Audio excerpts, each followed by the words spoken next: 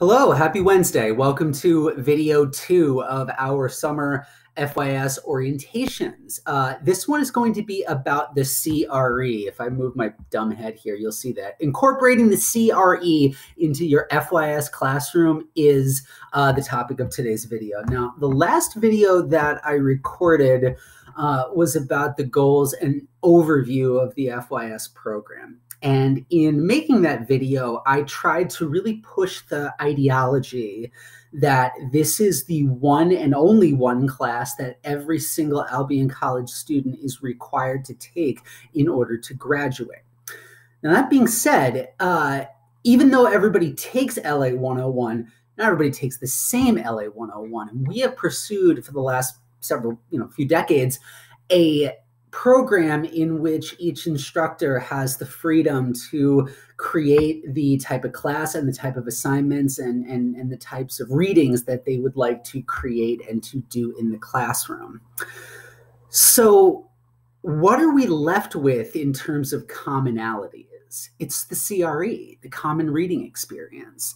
This is perhaps the only text, the only book that we can say every single student in a particular class year has been exposed to and has read. And I think that's a pretty powerful opportunity, both from the perspective of building a culture on campus and from the perspective of building community among a particular class group. All right, so let's get into it. Why have a common reading experience? Well, part of it is the kind of what I've just already said. Part of it is the knowledge that this is the one thing that everybody is going to have in common. But beyond that, this is a practice that goes back several years at many other campuses nationwide, right? So I think it's pretty clear that this is not unique to us. Most schools have something approximating a common reading experience. And in fact, I had a common reading experience in 2005 when I was a freshman at Villanova University. I actually remember what it was. It was The Kite Runner by Khaled Hosseini, about a young boy growing up in Afghanistan and then after the Soviet invasion, moving to the United States and making that adjustment. So the value of having this common reading experience, and I realize this is just a purely one anecdotal story, the value I think is expressed by the fact that I remember what mine was and what that story was about all these years later, after actually experiencing it and going through it. So if we go on the website here under student life, there's a section that's been up there for quite a while about the common reading experience. What is it that we're trying to do here? The common reading experience, I want to jump forward a little bit here. As part of the CRE, all Albion first-year students read a shared text that serves both to connect students to one another and to help them make the important shift from high school to college. To me, that's written in different terms, but let me express that in language that I used last week. Building community and building capacity. That's what I see right there, right? Building community in that it connects students to one another and to an institution that's assigned it to them, and to help them make the important shift from high school to college. Build the capacity to do college work and to do it successfully. So continuing here, consistent with the college's commitment to learning in and out of the classroom, the CRE involves both formal discussions in first-year seminars and informal discussions in the resident halls and around campus. So that's a long-winded way of answering a common question every year, which is, am I required to use this? The answer is yes. We really would like everybody to make some use of this in the first-year seminar. If this is the one book that everybody in the class year is going to read, the place where it makes the most sense to plop it down into is inside the classroom of the only class that every student is required to take. And we're not just asking people to do this without any justification or backing. So if we look at the American Association of Colleges and Universities list of high impact educational practices, that is things that happen on a college or university campus that are known to have outsized benefits, things that are known to punch above their weight, to use a boxing analogy. The two that are circled here are first-year seminars and experiences, that was covered last week, and common intellectual experiences. So I'll move forward here to allow everybody to actually read these, and I want to focus specifically on the second one, common reading experiences. The older idea of a core curriculum has evolved into a variety of modern forms, such as a set of required common courses or a vertically organized general education program that includes advanced integrative studies and/or required participation in a learning community. Well, actually, we're sort of kind of doing that this time around. These programs often combine broad themes, that is technology and society, global interdependence, with a variety of curricular and co-curricular options for students. So that's written in very broad language. There's a little bit of jargon here, but the key thing to draw out of that is that there's some type of intellectual experience, some type of practice, or some type of exposure that will be given to all students that is going to serve to unite them, right? That is going to serve to create a commonality across the first-year education that they are getting. So the common reading experiences are plopped down here within this broader ideology of a common intellectual experience, and really the best place to do that and to pursue that is in the first-year seminar, or the broader FYE.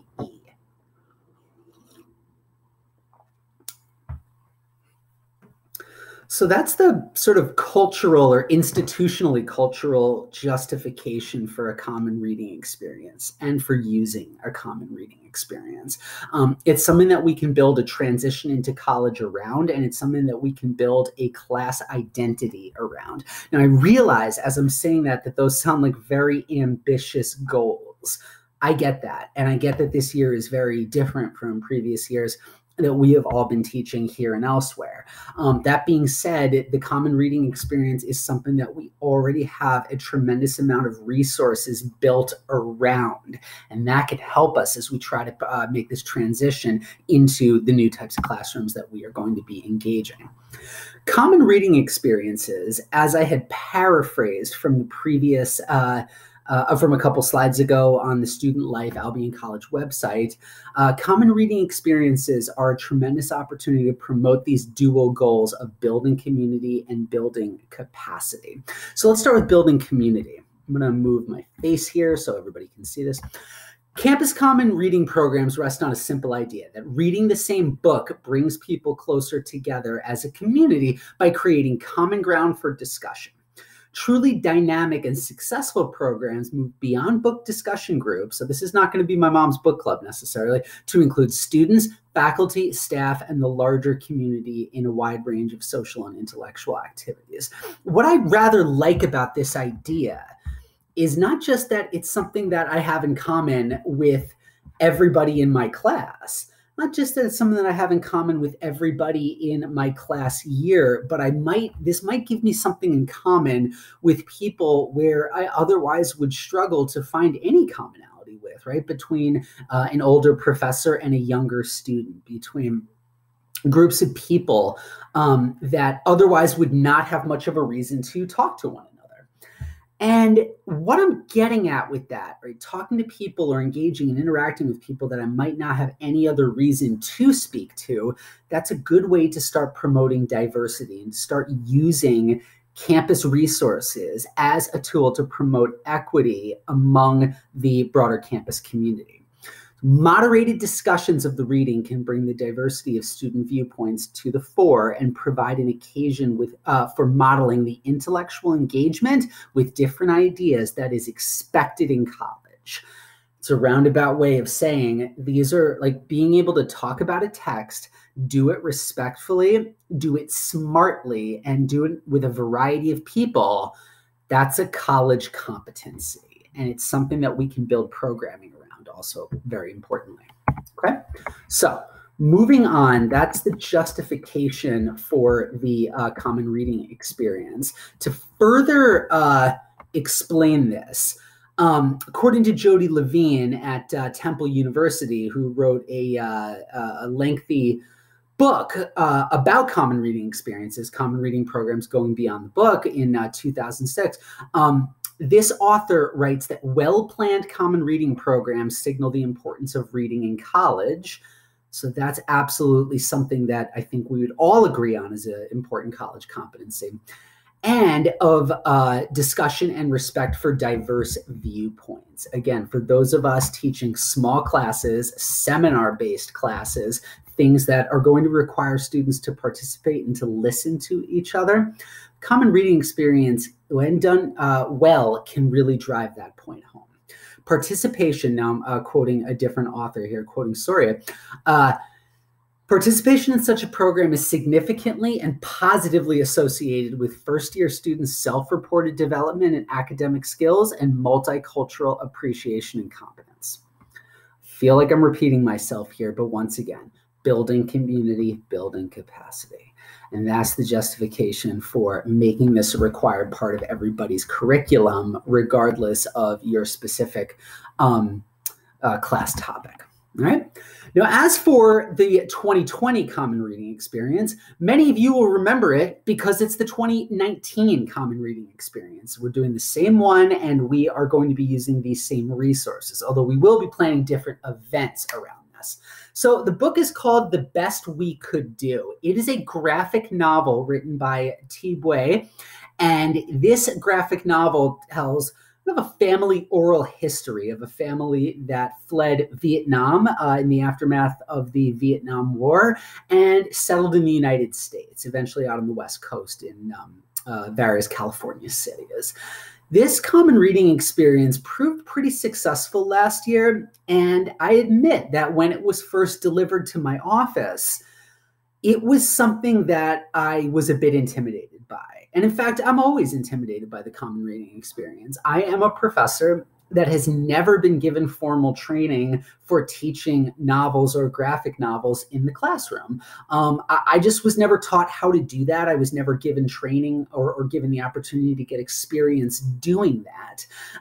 So it immediately is something that took me a bit out of my comfort zone. But I do think there's a metaphor for the experience of first-year students in that story that I just told, right? About college taking them out of their comfort zone. And when I approached it in that way of, look, I'm not an expert at teaching novels, and you're not an expert at being a college student. This is something that we now have in common. I was able to immediately see how the CRE was already kind of doing its job. So it's a beautifully illustrated book. It's a interesting story, and it's a text that is very quick to read and very lengthy to discuss and to talk about. And that, I suspect, is one of the major reasons why it was selected. Brief description of the story here. It's a memoir, right? I guess that's a better way than I just put it. An evocative memoir about the search for a better future and a longing for the past. Exploring the anguish of immigration and the lasting effects that displacement has on a child and her family, Bui documents the story of her family's daring escape after the fall of South Vietnam in the 1970s and the difficulties they faced building new lives for themselves in the United States. At the heart of the story is a universal struggle while adjusting to life as a first-time mother. And in fact, that's, without giving too much away, that's the first scene in the book is the protagonist or the narrator preparing to give birth. She ultimately discovers what it means to be a parent, the endless sacrifices, the unnoticed gestures, and the depths of unspoken love. This strikes me as a good time to say, hi, Mom, I love you, if you happen to be watching this for whatever reason. So many of the themes that are evident in the story are things that can apply in our classroom and things that are good to engage first-year students with, right? These young adults that are now delivered into our classroom. These are good things to engage them with. So glancing over the CRE themes, I don't know of any seminar in which all of these will apply, but I absolutely see that some of these can apply to just about all of our seminars. So as some of you know, my seminar is personally titled Patchwork America. It's, I think of it as baby urban sociology. It's an introduction to community and urban analysis, the characteristics of communities and how that affect people. So if we go through the CRE themes, family, parenthood, intergenerational conflict, displacement, immigration, and the refugee experience, stereotypes and identity, class, race, gender, and ethnicity, nationalism, the Vietnam War, trauma, PTSD, depression, and mental health, struggle, freedom, and self-determination, memoir and oral history, the importance of education, and the meaning of home. Immediately, I see several that very much apply to my seminar and the material that I was already planning on doing. Specifically, the first two, family, parenthood, and intergenerational conflict. People live in communities that are primarily made up of families and households, first and foremost. So I was able to use a little bit of that with my first year seminar. Displacement, immigration, and refugees. That's something that we were able to measure and get data on within the classroom to study immigrant and refugee communities. Now, there's not much that I can do with nationalism, but I very much see how I can work with class, race, ethnicity, and gender, how I can work with the importance of education, and how I can work with the meaning of home.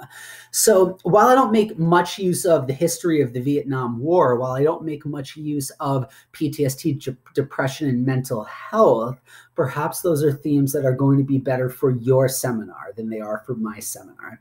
And that's the point of selecting this book in the first place. It's something that we can all make use of in some way. Now, as for how you'll actually make use of it, President Ditzler, outgoing President Ditzler, I should say, was very clear that he wanted FYS instructors to use the CRE and to incorporate it into their classroom. He was not explicit about how you do that. So nobody is being given specific instructions that you have to devote X number of class sessions or Y% of your contact hours to the CRE. But he did want it to be incorporated in some way. So the job of the CRE task force in partnership with the FYS task force has been to create the resource base that will spark your thinking, drive your creativity, and allow all of us to make effective, good use of this in the classroom. So we have two key resources available to all instructors on the Moodle page. When this video is over, I'll finish by showing you exactly where to find these.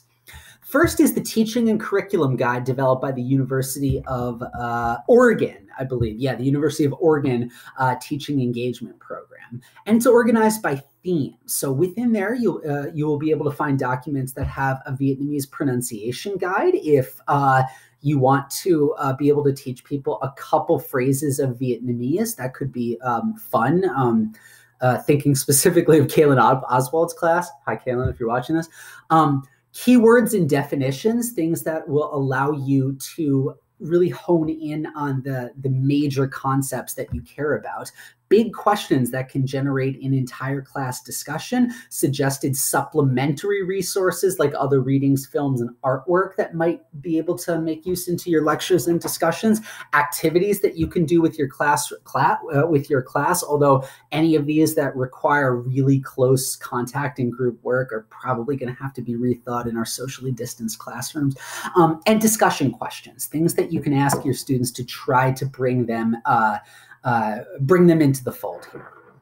Secondly, the Common Reading Experience Task Force has created a resource guide, right? So different from a curriculum guide that's organized by chapter. So if you want to create a syllabus that says on this day, we're going to read chapter 1 and 2. On this day, we're going to read chapter 3 and 4. You'll be able to access chapter summaries there to brush up on what happened, discussion questions that get to the big themes that you might want to discuss with your students in a way of reviewing what just happened in the story, suggested activities, and again, supplementary resources, media, documentary, and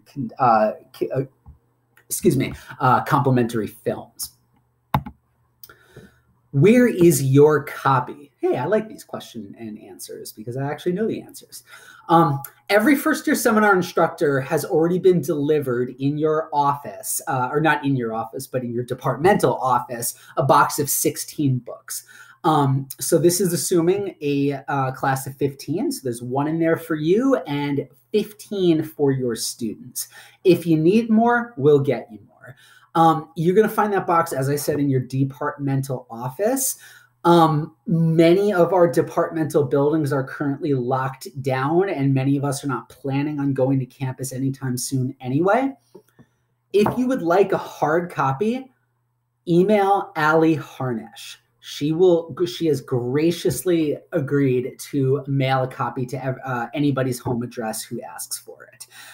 If you don't want to bother with the hard copy, you can actually access an ebook, an EPUB version of the Common Reading Experience through the Albion College website, or a library website. So I emailed out that link in a previous communication with our FYS colleagues.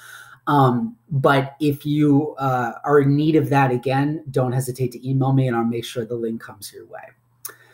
In addition, you'll also be given a letter of introduction, which serves as an introduction to the book, but also a welcome to Albion College that has been written by two of our students, Rachel Stander, class of 21, and Kimberly Celeste Strozer-Ball, class of 23. And we'd like you to deliver that welcome letter along with the CRE together. If you need additional copies, let me know, or let Betty know. Let Betty know as well, who's currently chairing Betty of the Education Department. You can let her know as she is heading up the Common Reading Experience task force. As for what we did with it last year, I'll get through this quickly enough so we can get to the stuff that's going to be happening this year.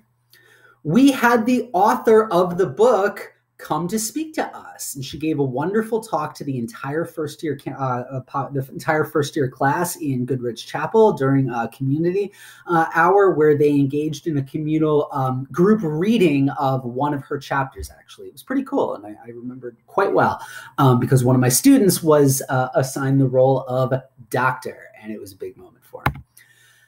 We also had a lecture and a viewing of a film from an Albion College alumni, Alan Hedblum.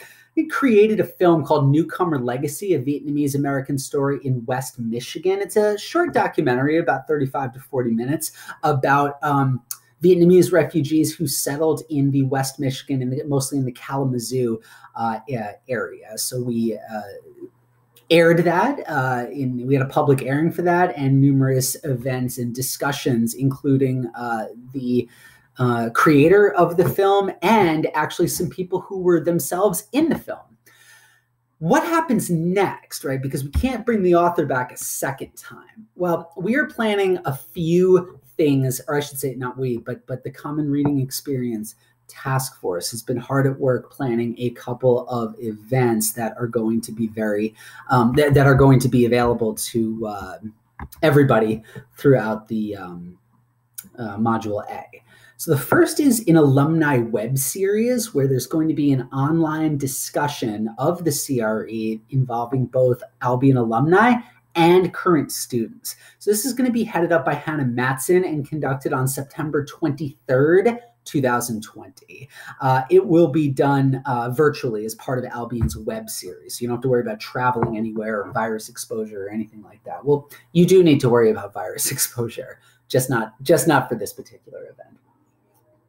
If you want to make this part of your class, and if you want to make this part of your personal experience with the CRE, Hannah Matson, that's HBMATTSON at albion.edu, will be happy to give you some more details on that. In addition, we're going to be having a virtual discussion panel titled The Power of Comics. That's on Thursday, September 24th. So it's going to be done during the quote unquote community meeting time. And we strongly encourage you, or we ask you to encourage your students to attend this, because it's not going to be one of those things in Goodrich anymore. Unfortunately, it's going to also be a virtual panel discussion.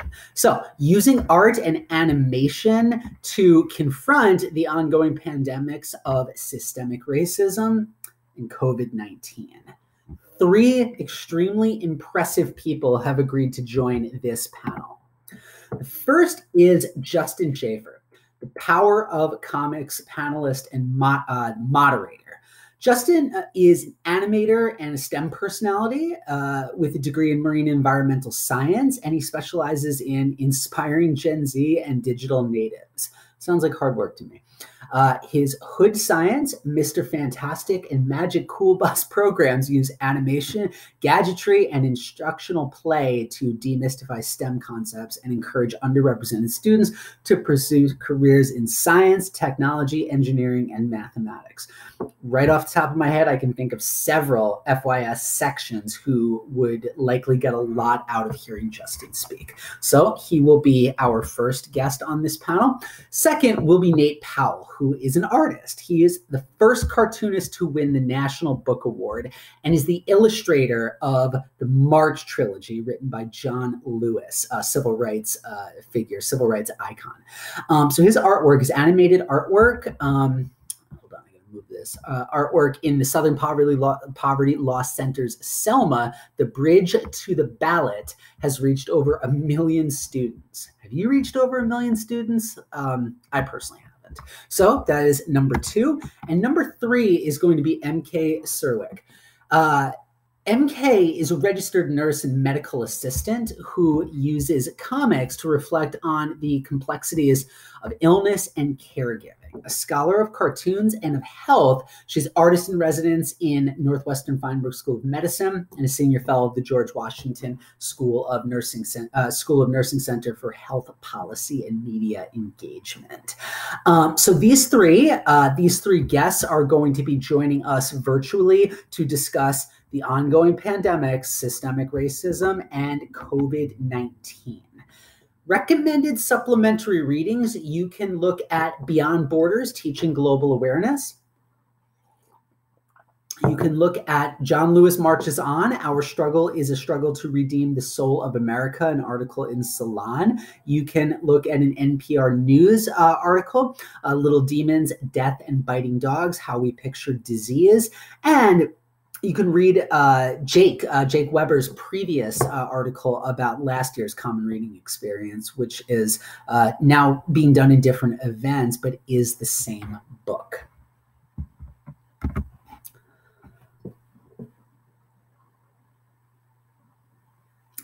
If you use the link here at the bottom, because in addition to me posting this video explaining what's going on here, you are also able to access this PowerPoint on the Moodle page. I'll show you where.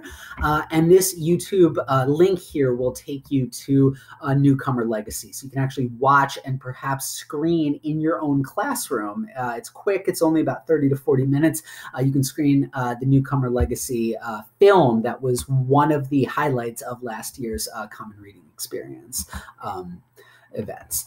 Finally, are you artistically talented? I personally am not. I can barely even draw a straight line, let alone draw something that resembles anything else. So somebody like me, I could use a lot of help in doing art-related things. So the question, do you or your first-year students want to make your own comics? It's okay if the answer is no here, but if the answer is yes, I can see a high number of places in which you could incorporate this into classroom assignments in some way to stimulate student creativity and to give people a new type of assignment that they've probably not been exposed to before. So everybody is going to have access to an app called Comic Life 3. And this gives you everything you need to make a stunning comic. I mean, I'm just reading directly from your own images. So rather than having to draw out anything in the style of a comic book, you are able to make use of whatever is in the app and whatever you upload yourself to create a comic. Here's an example.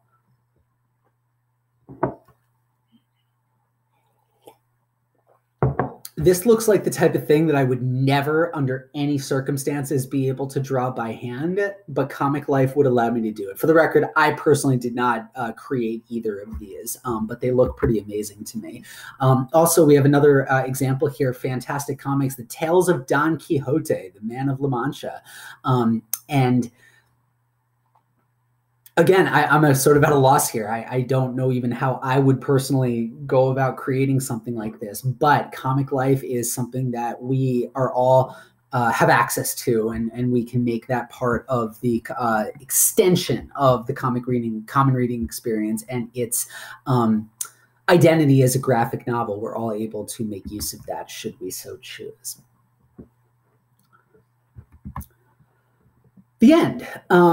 I would like to thank the Common Reading Experience Events and Welcome Letter Preparation Group, Betty, Nick, Allison, Hannah, Alan, Kim, Rachel, and LaRonda. And I would also like to thank the Common Reading Experience Task Force members. Thank you so much to Roger, Alondra, Kiara, Trista, Ali, Nick, Betty, LaRonda, Rachel, and Kina. Thank you guys so much. You are all my heroes. Now, as for where you can find any of this stuff, let me now go to the first year seminar Moodle page. So if you go looking here, first year seminar, everybody's been on here to access some of the other stuff already. You will see subheading for the Common Reading Experience.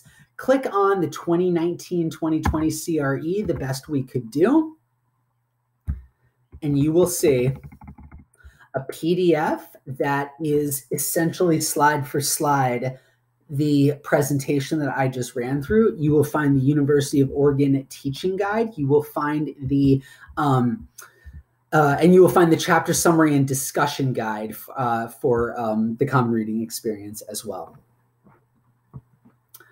So that's what we have for you here.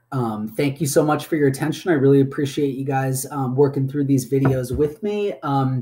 I will admit the CRE, if this video felt a little choppy, I admit the CRE is not my is not a task force that I was personally on. I hope to change that in years going forward. But I will just say I used it last year and I had some success with it. I'm looking forward to doing even better with it this time around than I did in the past year. So thank you very much. Keep enjoying your summer and keep staying safe and healthy. Thank you.